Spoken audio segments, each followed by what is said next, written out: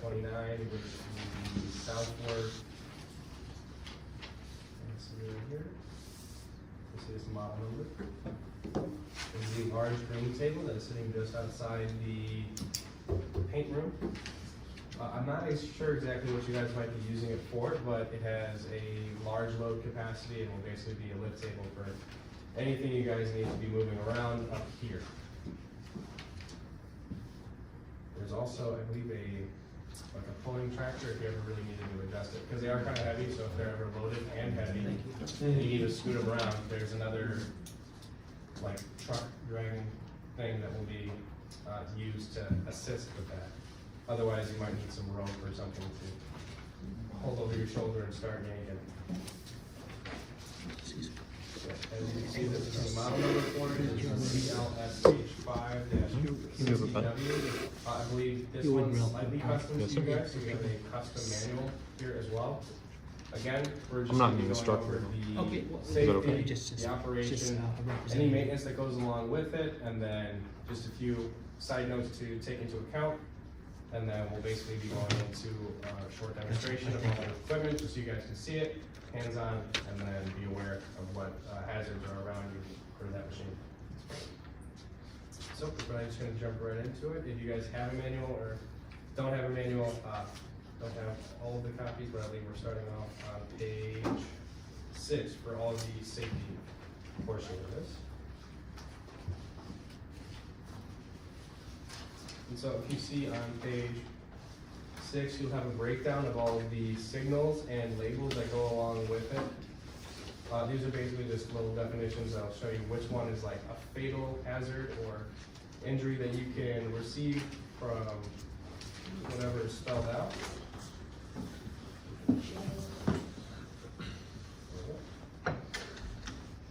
And then just more definitions according to the danger, warning, caution, notice, and safety precautions. So you want to see those signal words, essentially. And then this thing's coded in stickers, so you want to be aware of the stickers, what they say, and not put yourself in too much risk when working with the machine. So just be aware that those are the safety call-outs. It's kind of the rank order of how dangerous they are, leading from death to serious injury, and anything along those lines. There are a lot of pinch points that go along with this because it's a scissor lift, so you're going to see a lot of intersecting metal that can, take a finger off, crush a limb, cause any kind of laceration. So you want to be aware of your surroundings and make sure you're not putting your body at any risk. Whenever this thing's operating and there's no safety chucks in place, so there's 2 yellow bricks essentially that you put in the way of the rail. Those will stop the wheels from operating. If those aren't in place, don't be putting any part of your body inside the machine or anything. You don't want to risk anything, any type of injury that way. There's also high voltage, so you want to make sure, if you're not electrically trained, please don't mess around with any of the voltage in this or any of the electrical wiring within this machine. There's a charger on it as well, so like there's a lot of power packed up into this thing. And then they do kind of just plug into the wall and everything. So if you ever see like a frayed wire, damaged wire, please let somebody know and don't work with the machine itself, because you're putting yourself at risk, and then you're at risk of a big shock, electrocution, or possible fatal shock as well. So I have a few highlights I just want to note to you. So for the most part, for the safe servicing, so any kind of maintenance or inspection that you want to run through with this machine, we're going to look at steps 1 through 7 here. So just be aware that any load must be removed prior to engaging in any kind of maintenance. So usually this is going to be used, I think it was a 3,500 pound weight limit on it for whatever you're going to be using it for. You want to make sure that anything that is on the table is removed from the table, because that is a high weight capacity that could cause a lot of injury. Please raise the lift to its fully raised position prior to using any maintenance or something, just so you have full visibility of everything, and then it's in its full top stroke.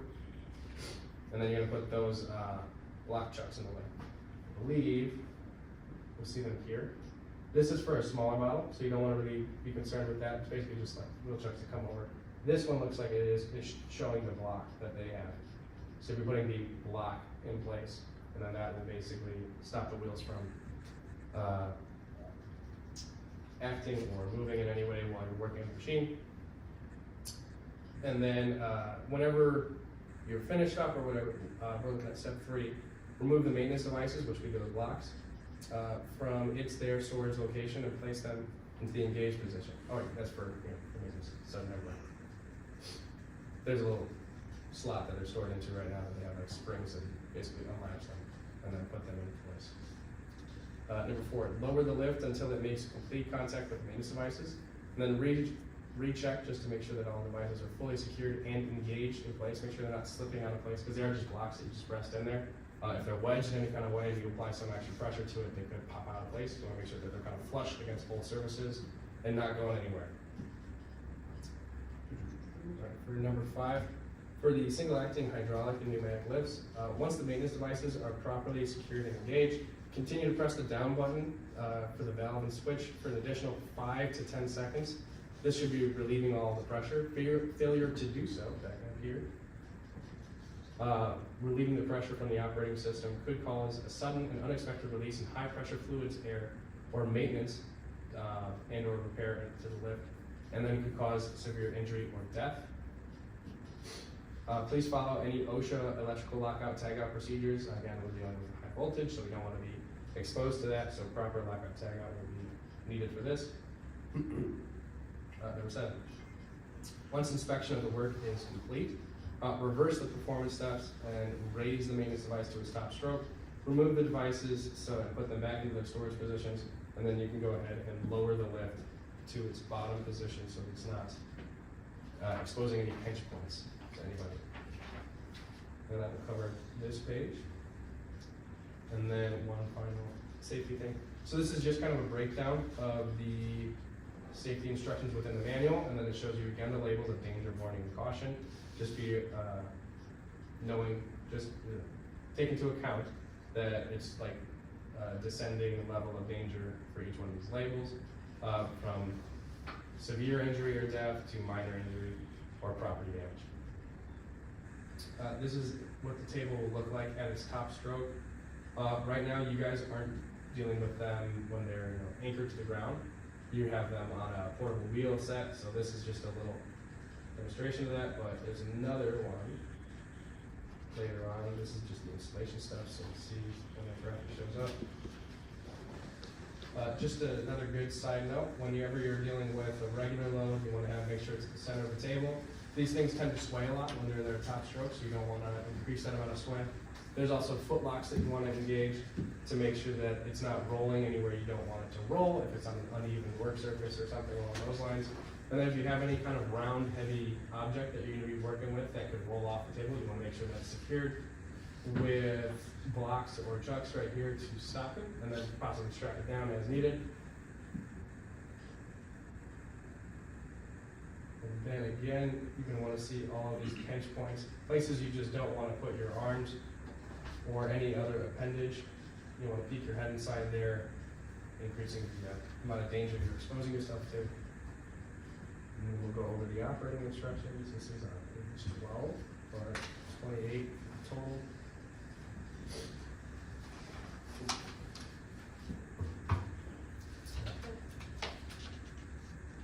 So I'm just going to go over the main points for the operating instructions. So, for operating. Before operating the lift, read and understand this entire section just to make sure that you're aware of how this thing will operate and you're not exposing yourself to any unneeded hazards. Number 2, if the lift is on casters, place it on a firm and flat surface. Make sure that the floor is able to handle the load that you're working on, because the lift is not the only thing that is subject to limitations of load.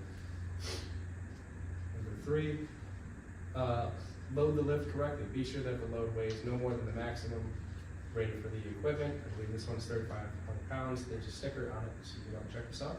And then always make sure you know the weights of what items you're working with whenever you're working with this lift. And then it says that on the platform sticker. Number 4. Alright, be sure all workers are clear from the lift or remove any lumber and or other materials which may fall onto the lift as well. So just be aware that nothing is going to compromise your operation. Make sure that you're aware of your surroundings as well, so you don't put anyone else at risk, put yourself at risk, or any of the property around your materials at risk as well. 5. Operate the lift, press and hold the up button to raise the lift and down to lower it. Please note that the lowering is a lot slower than the raising, just because it's relieving all the pressure from the powerful upstroke that it'll have to do. Release the button when the lift reaches its top limit travel. If the lift does not operate within 2 to 3 seconds, turn it off and call a qualified maintenance worker. Because if it's not moving in any way, there's a lot of power going through it. So any excessive, like, oh, this isn't working, or repeatedly pressing that button and nothing's happening, is going to cause a lot of internal damage to the components. And basically, the whole power unit might need to be replaced, or like a couple hoses might need to be replaced. So there's a huge difference between the cost of what could be damaged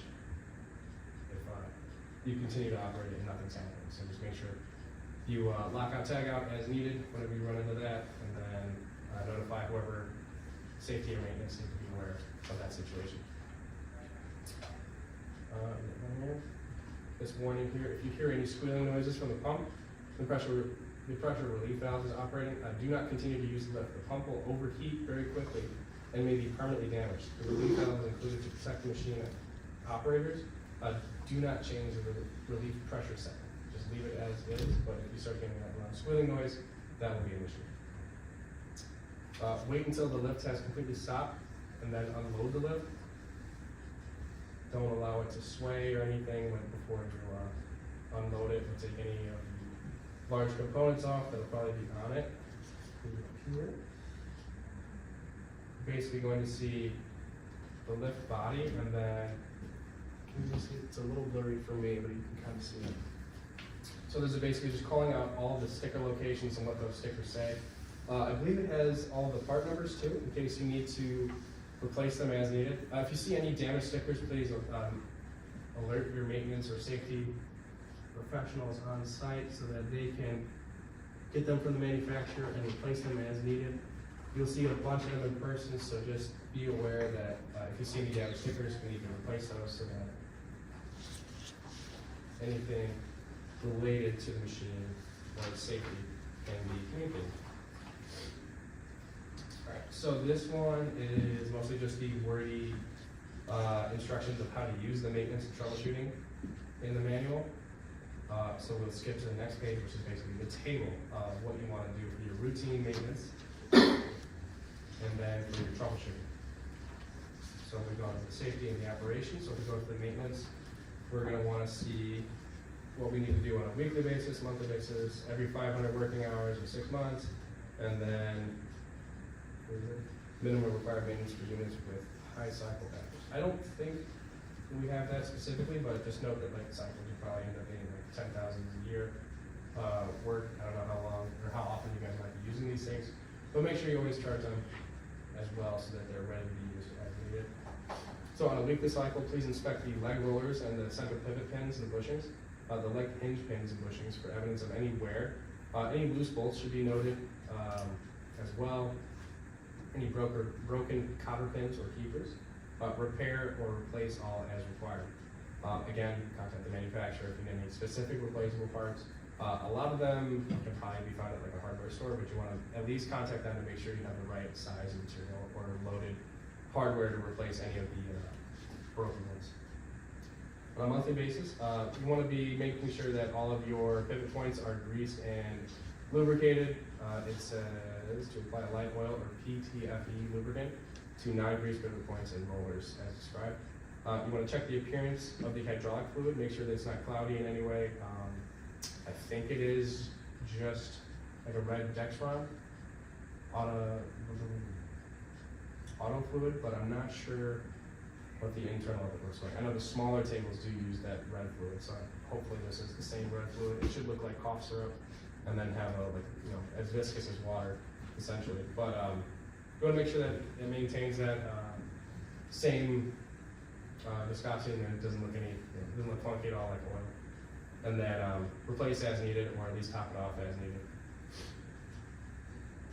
Check all the hydraulic fittings and hoses. I think those need to be replaced every 6 months as well.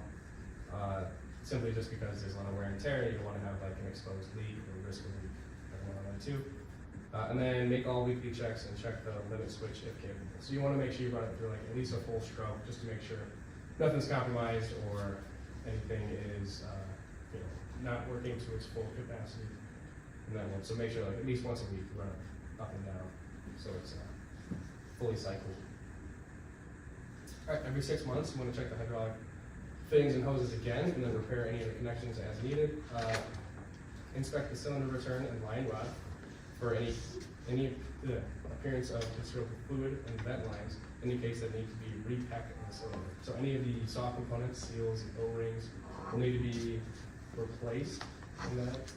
There is a little breakdown and a visual for that in the manual.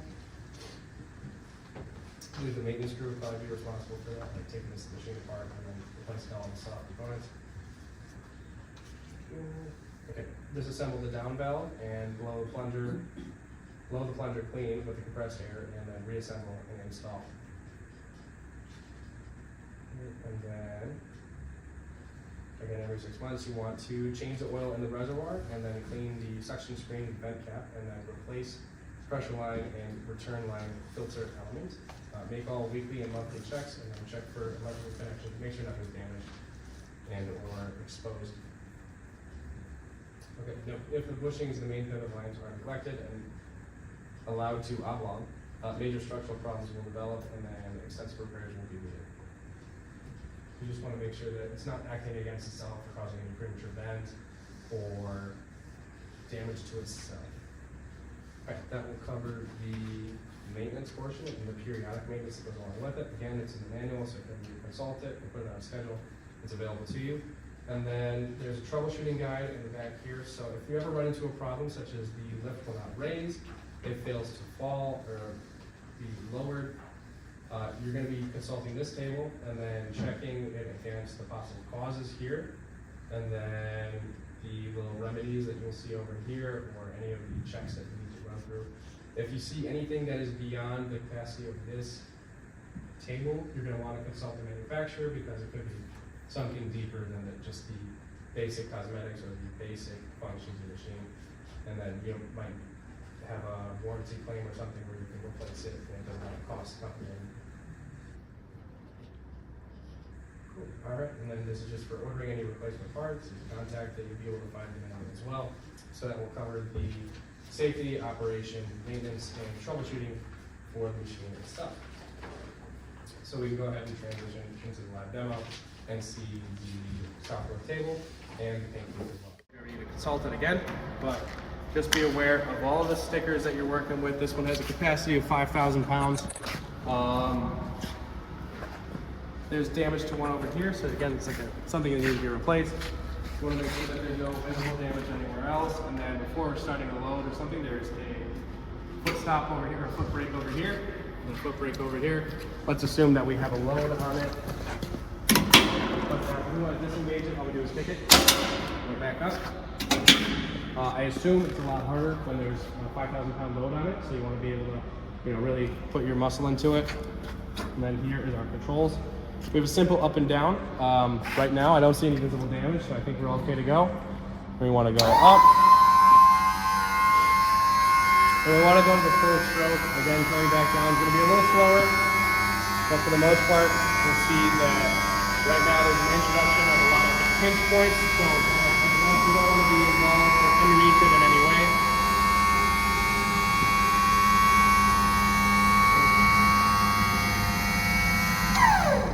So right now we're at the top stroke. Let's say we had to run some maintenance. What we're looking at is we have these blocks that are secured with these little springs on them. And what they'll do, if you guys want to come a little bit closer, is underneath this green, we want to put it in between the green wall and the wheel coming here. So when we're coming back down, you definitely want to go ahead and put that in here. Look out. Now you see that they're in place. If you wanted to run any maintenance, we're going to pull it down. Notice how it's a lot slower than when it was going up. We're going to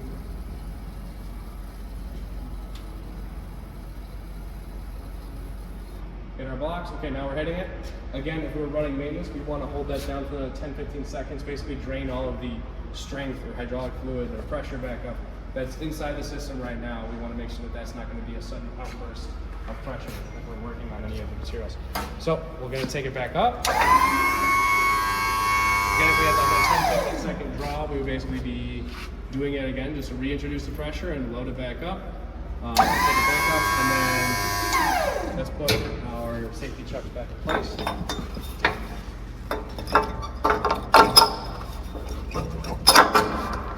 So they're sitting there nice and pretty. Now we're going to come all the way back down.